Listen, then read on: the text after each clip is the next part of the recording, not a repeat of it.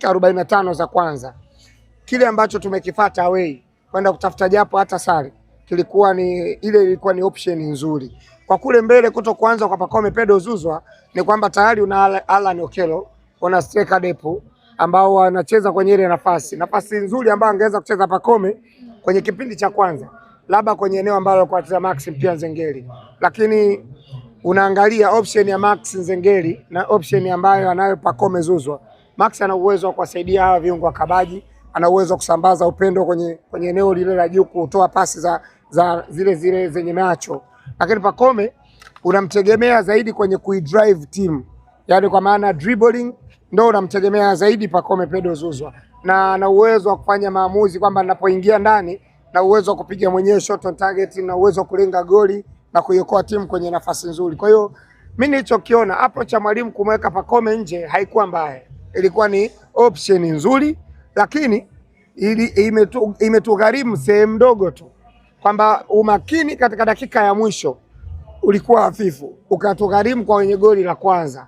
Lakini goli la pili sabu ambayo ya Mudathiri, haya basi wote tunamjua Mohamed Damaro anaweza kucheza vizuri, lakini anapokuwa na yellow card uweze ukateki risk ya kumuendeleza kumchezesha kumbakiza mchezoni.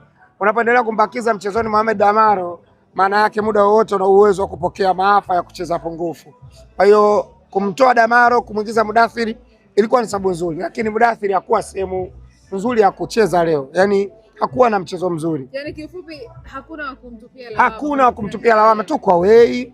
Tumepoteza mchezo kwa goli 2-0, mistakes tumeziona, tumetengeneza nafasi nyingi za magoli. Wale ni kuwasubiria Zanzibar kuwapelekea moto. Zanzibar hatuwezi tena kuanza na mabeki watatu. Kila mtu amemwona Yao Kwasi yuko fit tayari kuanza. Zimbwe yuko tayari kuanza. Tuna uwezo wa kuanza na mabeki wetu wa kulia na kushoto tukaifungua timu. Pacome akawepo kwa dakika zote 90 kwa maana tukawa na mawinga Pacome, tukawa na winga Okello Lamine Yamal, tukawa nayo upande mwingine. Tukaongeza ubunifu katikati, tutumie nafasi zetu. Sisi na Al Ahly, sisi tumeanza kupata nafasi nyingi. Ya kwanza ya Okello, Kevu imekataa. Ya pili Max Nzengeli kakanyaga jiwe, akaingia tena striker Depu kumalizia ule mpira. Kwa hiyo tutakapokuwa nyumbani hapa sasa ni jukumu la mashabiki wa Yanga. Mimi kwenye jukumu la mwalimu, no doubt naamini mwalimu atafanya vizuri kwenye mchezo wa nyumbani. Jukumu ni la mashabiki sasa Yanga. Ndugu yangu ushachukua apartment Zanzibar? Mapema sana. Ushagiza apartment yako? Mapema. Jukumu la mashabiki wa Yanga kokote ulipo. Twendeni tukaivamie Zanzibar hata kabla timu haijarudi. Twendeni tukaonyeshe National Ahli kwamba mchezo tunautaka, mmelinga kwenu tutalinga nyumbani kwetu. Watakuja tuwape support kwa sababu hata Al Ahli leo kilichowafanya washinde ni kwamba wao wapata support ya mashabiki wao. Sio kwamba wametuzidi kiwanjani kwenye kucheza. Mimi sijaona mahali ambapo Al Ahly wametuzidi, kwa sababu ukiangalia pasi zilizokamilika sisi tumepiga kwa asilimia kubwa kuliko wao. Ukiangalia shot on target, shot off target tumepiga nyingi kuliko wao. Kicho tofautisha kati yetu sisi na wao, wao walikuwa nyumbani wametumia nafasi nzuri ambazo zile nafasi zilizopatikana wamefunga, na sisi tutakapokuwa nyumbani tutatumia nafasi hizo ambazo Al Ahly wametumia. Narudi nyumbani na mtakuja kupata ushindi bila shaka. Tena mimi niko radhi kwenda kuwapokea mashujaa wetu. Wamefanya kazi nzuri, kazi ya kutukuka. Kucheza na National Ahli kwao sio kitu rahisi hata kidogo. Wapo ambao walienda kula kala 5. Wapo. Sio kama mjui. Na wanacheka leo, lakini wakiambiwa kwamba nyinyi mkiendaga Uarabuni kinatokea nini? Huwa washakula 5. Mimi sijakula 5 pale. Sijawahi kufungwa na Al Ahli 5 kwake. Hata hapa Benjamin hajawahi. Pale nyumbani kwake hajawahi. Sasa mimi utaniambia kwamba nimekuwa na performance mbaya wewe? Wanaocheka unawaambiaje sasa? Wajali kwanza mechi zao. Yaani wasituangalie sisi. Sio wenzao tuna alama 4 na bado tuna advantage kubwa. Yule anakuja nyumbani, sisi tuna mechi za nyumbani 2 ujue. Anakuja National. Tukifanya maamuzi mashabiki wa Yanga kwenda kuicheza ile mechi, tunao uwezo wa kuamaliza National Ahli nyumbani. Na tukimalizana nao, tunao uwezo wa kuja kumalizana na Kabili hapa nyumbani. Tuna mechi 2 za nyumbani ambazo sisi mashabiki wa Yanga ndio muda wetu wa kwenda kuzimaliza hizo mechi 2 za nyumbani. Kila shabiki wa Yanga kama ananisikia mimi mwanachama mwenzake, kama ananisikia mimi shabiki mwenzake, sio muda wetu akata tamaa, huu ni muda wa vita. Twendeni tukacheze mechi yetu Zanzibar vizuri. Pale ni Guantanamo Bay. Pale sio mahala salama kwa mtu yoyote wala kwa timu yoyote. Hali ya hewa ya Misri ni baridi. Hali ya hewa ya Zanzibar ni joto kali. Bahari itakapochemka ndio mvuke utakaowaua Waarabu. Tutakapokuwa tunashangilia, sauti zetu sisi mashabiki wa Yanga ndizo zitakazoiokoa timu. Zile nafasi ambazo leo wachezaji wamekosa, walikosa sauti ya kupiga kelele kwamba hilo ni goli. Sauti hizo zinahitajika Zanzibar, hakuna kitu kingine. Kwa hiyo mimi naamini mwalimu asikate tamaa. Yao Kwasi tumemwona yuko fiti. Alan Okello tumemwona quality yake, tumemwona namna ambavyo Pacome ameingia sabu, namna ambavyo alikuwa na drive team. Twendeni tukashambulie, tuache kuwakaba watu, twendeni tukashambulie. Away ilikuwa ni haki yetu kukaba, lakini nyumbani tulinge. Mwarabu aje hapa tumuonyeshe heshima sisi kwa nyumbani. Upande wa pili wanacheka kwa mengi, wanacheka kwamba licha ya kwamba mmepoteza, wanasema kwamba walimu wenu na mwalimu wao hamna tofauti kwa sababu walimu wote wanapoteza mechi. Unajua sasa hivi kuongelea Simba ni kama unaongelea mento. Mimi nakwambia ukweli. Mento ni watu ambao wameamua kujitoa akili. Yani mashabiki wa Simba wameamua kujitoa akili. Sio tu mashabiki wa Simba, hata wachabuzi ambao wanaamini kwamba kula milungula kwenye klabu ya Simba kuididimiza Yanga ni wameamua kujitoa akili. Hata afisa habari wa madunduko ukimsikiliza tu anavyoongea, unajua kwamba hawa wameamua kujitoa akili. Sisi ndo tukawafanya wao wawe na akili timamu. Sio wanajifanya mamento, hawaelewi.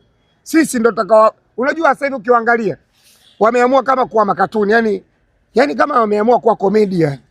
Mashabiki wa Simba hawataki mpira serious. Wameamua kuwa comedian kwenye football. Si hatuko kwenye comedian, si tuko serious na mashindano. Timu yenye alama 4 imeshamaliza mechi za away na mechi 2 za nyumbani. Umenielewa? Huyu Al Ahly tulikuwa na alama sawa. Na yeye anatoka mchezo ujao anaenda away. Kundi letu bado halina uwepesi huo kama wao ambavyo kundi lao lilivyokuwa tangu awali. Yani kundi lao lilivyokuwa linapangwa na kilichowakuta mpaka leo hii. Kitu pekee cha baki na wao ni kujitoa akili tu kwamba kujiona wako kwenye kundi salama, wao wanaweza kuvuka. Unaweza kuvuka kesho tuende tukashuhudie mpira. Kuhusu mwalimu atulingani. Pedro ni daraja la mwalimu, ni kwa mimi walimu wakubwa sana. Mimi ninavyomuona Pedro si muachi mbali sana na Miguel Gamondi. Hata Miguel Gamondi wakati anacheza mechi zake za away, kuna baadhi ya mechi alikuwa anaweza kupoteza hivi. Alishapoteza na US Monastir kama mnakumbuka goli 2-0 na bado akafanya wonders. Hata huyu mwalimu ni mwalimu bora sana kucheza na National Ahli ambao wana wachezaji wengi quality waliotoka AFCON wakamaliza kwenye nafasi 3 za juu, si ndio? Nafasi 4 za juu kwenye AFCON. Imam Ashur ana kiwango bora sana. Lakini hakuna mtu asiyeona kwamba Al Ahly wana wachezaji wengi wa national team ya Misri. Kilichowafanya wametushinda leo ni kwa sababu wao wako nyumbani na sisi tulikuwa away. Wakaribia nyumbani Zanzibar, Guantanamo Bay, taonyesha mpira ulivyo. Sasa ngoja Azam TV na malizia.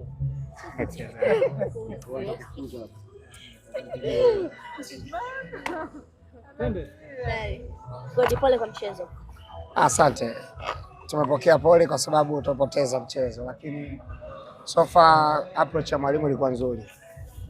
Kwenda na mabeki watatu wa katikati, viungo 4, alafu kusogea juu. Mwalimu alikwenda na approach nzuri. Kosa la kwanza lilifanyika kwenye dakika za mwisho za nyongeza kwenda kwenye mapumziko. Kwa hiyo baada ya kupoteza lile goli, approach ya mwalimu ilibidi ibadilike kutoka kwenye kukaba kufanya maamuzi ya mashambulizi. Kwa hiyo alikuwa anabadilika taratibu kulingana na kasi ya mchezo ilivyokuwa inakwenda. Kwa sababu second half wakati tunarudi Ahadi walionekana kama wamelizika na lile goli moja. Lakini kadiri ambavyo tulivyokuwa tunabadilika uwanjani ndio tulivyokuwa tunazidi kuwa hatari. CAF Champions League, mchezo wote mtu anapokuwa nyumbani anakuwa na hamu ya kupata matokeo mazuri kuliko ambaye anakuwa away. Kwa hiyo naamini ni mchezo ambao kwa sababu walikuwa wao nyumbani hatuwezi kulaumu chochote. Tumeona timu yetu imecheza vizuri, tumetengeneza nafasi nyingi za magoli, shot on target 6-5 ambazo wamepiga National Ahli. Lakini tulikuwa na nafasi nyingi za hatari kuliko wao. Ni bahati mbaya tu, makosa madogo ambayo yametugharimu. Goli la pili mistake tunafanya wenyewe la kutoa boko, kurudisha mpira nyuma. Nadhani tu Mudathiri haya leo hakuwa katika nafasi nzuri ya kimchezo, lakini ni sabu na huwa mara zote sabu huwa ni gambo. Kwa hiyo siwezi kumlaumu mwalimu, siwezi kulaumu wachezaji wangu kwa pressure ya away. watakuja nyumbani, tutaonyesha mchezo mzuri zaidi ya huo. Kuanzisha kwa Pacome nje wachezaji wenu ambao ni wachezaji ambao wametokana katika mechi za hivi karibuni, wachezaji hatari. Nyie kama mashabiki mlivyoona kikosi mlipokea? Mimi si kushtuka sana kwa sababu najua Pacome ni X factor, mchezaji ambaye anaweza kufanya maamuzi mengi, lakini kwa approach ya mwalimu ile ya kuanza na mabeki watatu, Dickson Jobu, Ibrahim Baka na Bakari Nondo Mwamnyeto, tunajua ule ukuta ni ukuta ambao mfaa vizuri katika mashindano makubwa ya AFCON. Ukiacha hiyo, kwanza kwa Shadrack Kiboka Mede na kwanza kwa Israel Patrick Mwenda, tunajua Shadrack Kiboka ni best katika ukabaji, anaweza kukaba vizuri, fanya zone marking, anaweza kuokoa mipira ya kichwa kwa